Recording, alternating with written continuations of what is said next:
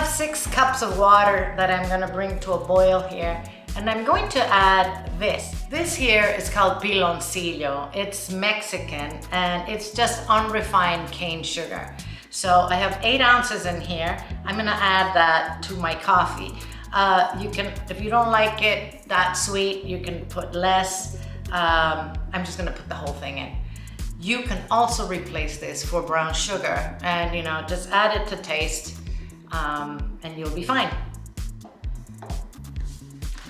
I'm gonna add 2 sticks of cinnamon. I'm gonna add 4 cloves. And I'm gonna add 1 star anise.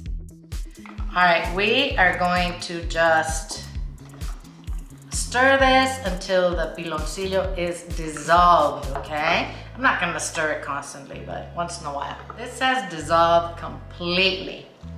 I am going to add 6 tablespoons of dark roast coffee. This isn't instant coffee, by the way.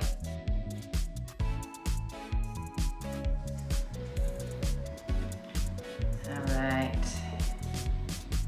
We're gonna let this boil, turn off the heat, cover it, and let it steep for 5 minutes. All right, I'm taking it off the heat and covering it. I'll see you in 5 minutes. All right, we are going to serve our coffee. This smells ridiculously good. We're going to strain it into our cup, guys.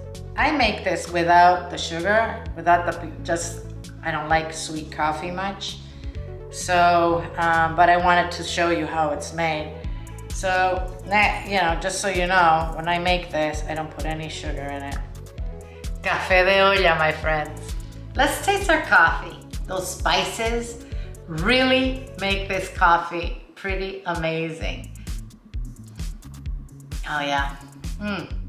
Thanks for watching, guys. I'll see you soon.